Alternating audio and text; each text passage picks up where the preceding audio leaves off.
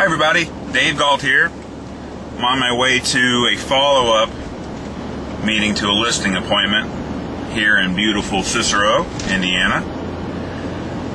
And you'll notice I said follow-up just to give you an idea of how I personally do a listing presentation and help establish a market value to a property. It's difficult for me to just show up at your home and give you a value. I mean, I can probably come pretty close, but to make sure that I'm giving you the most accurate information, what I typically like to do is come to your home. I'm there maybe 10 minutes, and basically all I want you to do is you'll be there and you're going to walk me around and you're going to give me the nickel tour of the home and property. And I'll make some notes, square footage, how many bedrooms, any upgrades. That's always a big one that people seem to forget. Let's say you've lived in the home for 5 years or so, but you've updated the kitchen, put in ceramic flooring, granite tops, maybe updated the appliances. Same with the bathrooms, especially the master bedrooms. Any updating, any upgrades are going to play a key role in establishing a fair market value for your home. So in this situation, I met with this gentleman last week, and we walked around, and it's a beautiful 3-bedroom ranch, downtown Cicero, brick and vinyl exterior. You can even see Morse Lake from the front yard. And so what I've done is I went, collected all the information,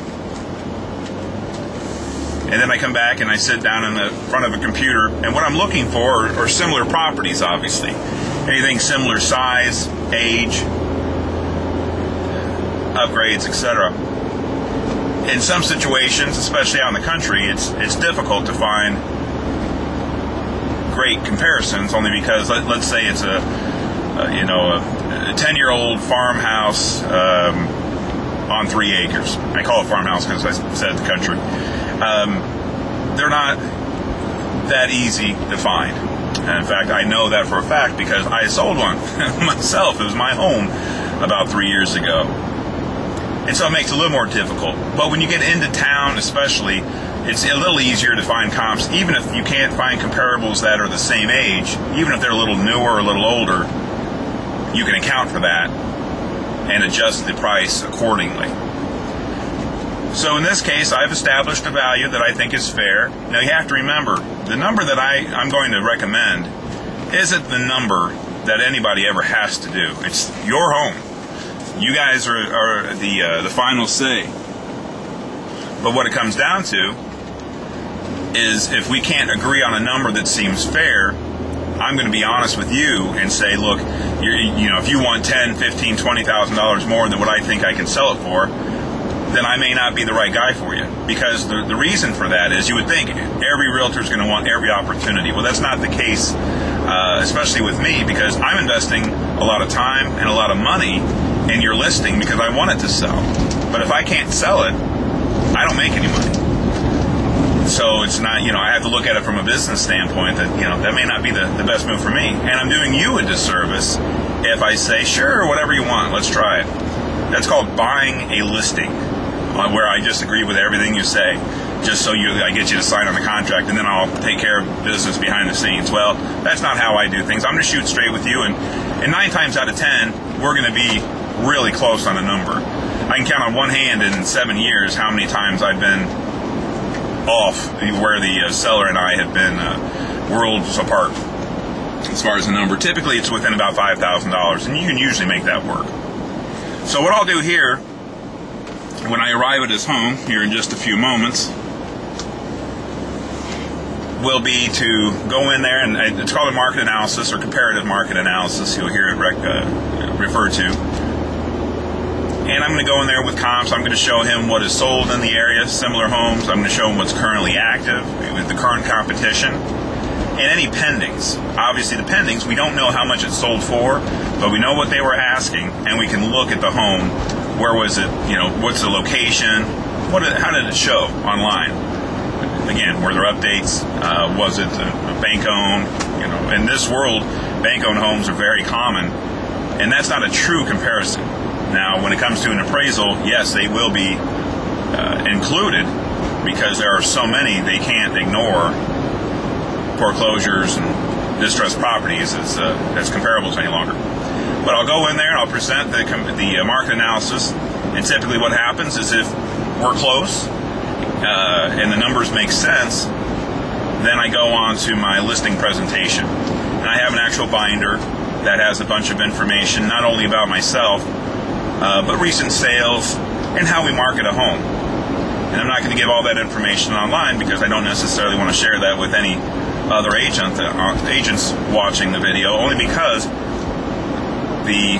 let's put it this way, the listing presentation I have now is worlds apart from the listing presentation I had 7 years ago.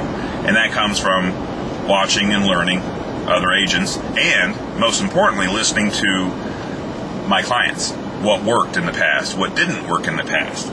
Even if I had a successful sale, we always follow up with our clients to say, hey, we want your feedback. What did we do right? And more importantly, what did we do wrong? Because we don't want to do that again. So by listening to our clients, we've learned a great deal and have implemented a lot of different policies and systems. We have systems in place, and I'll guarantee that we probably spend a great deal more than the average agent. And again, I won't go into all the details, but I would encourage you to look at one of my listings compared to someone else's listings in the area. Typically, my showings are going to show better because we take time. We want to do it right. I always tell sellers, hey, I can put a sign in your yard the same day, but that's going to do you a disservice. We need to do these steps, follow these steps to make sure that we're representing your property the best way we can. So then after I give the listing presentation, typically that's when you have the conversation of, hey, did I answer all your questions? Typically, we do. We've been doing this long enough now that we know most of the questions that are asked. The commission is always brought up. We'll have that discussion at that time. But usually, and signing the paperwork, I always come prepared where the paperwork's all filled out. Basically, we're filling in a number, and you sign, and we're done. Now, I'm not pushy by any means. I do not want anyone to ever feel pressured into signing a contract with me. But yet, I'm going to come prepared because a lot of people, by the time you're having this the follow-up meeting, people are ready to make a decision. And it's either going to be with me, or it's going to be with somebody else. Hopefully, it's with me. But you got to come prepared just in case, because your time is important, but so is mine. And so I want to make sure that we're utilizing the time best for both of us.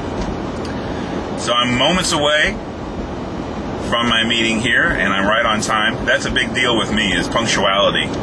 We have a beautiful little daughter right now, and every once in a while I'm running a couple minutes late. And I feel bad for my clients. Clients always understand, and I'll typically, if I know it's going to be 5 minutes or more, I always call ahead of time anyway. But still, I respect your time and want to be punctual. So that is it for now. If you have any questions about my listing presentation, how we do business, or if you're thinking about selling your home, especially here in the northern Hamilton County, Indiana area, I'd love the opportunity. Again, I'm Dave Galt with RE/MAX Team Galt. Have a great day. And if I don't talk to you again beforehand, Merry Christmas to you and your family, and Happy New Year. Talk to you soon. Bye-bye.